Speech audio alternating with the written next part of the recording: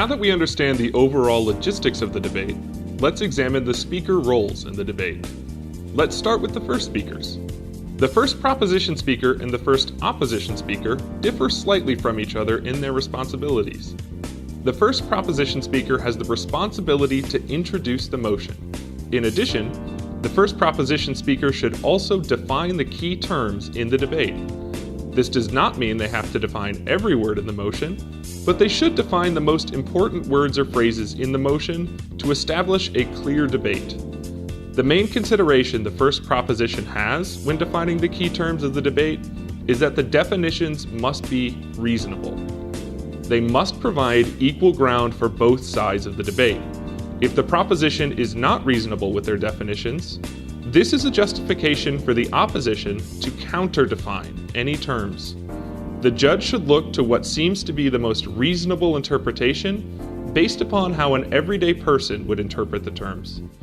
Challenging reasonable definitions is frowned upon and not a winning strategy by the opposition. Once the definitions have been set, the first proposition has the obligation to name the burdens in the debate. Basically, what are the principles on which the debate should be judged, and what burden does each team have to prove to win the debate? This gives the judge a specific lens to look at the debate. This also should be a reasonable goal for both the proposition and the opposition in the debate.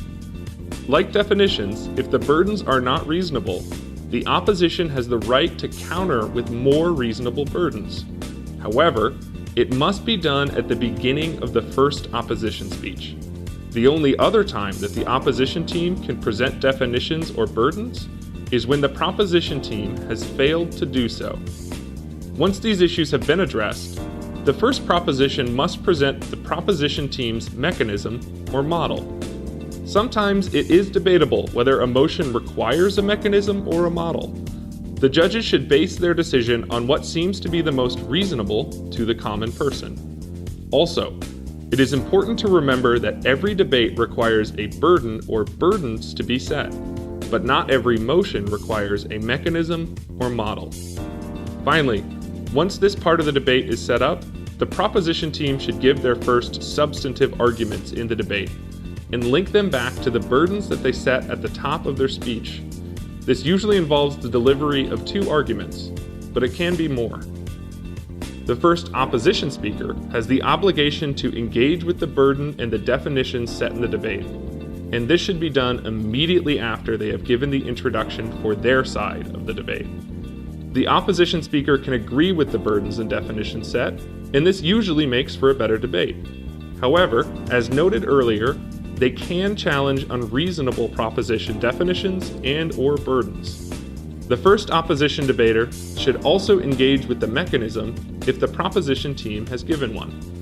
Remember, they can do this in 2 ways, either by clashing with the proposition's mechanism or offering their own counter mechanism, which must be non-topical and solve the problem better than the proposition's proposal.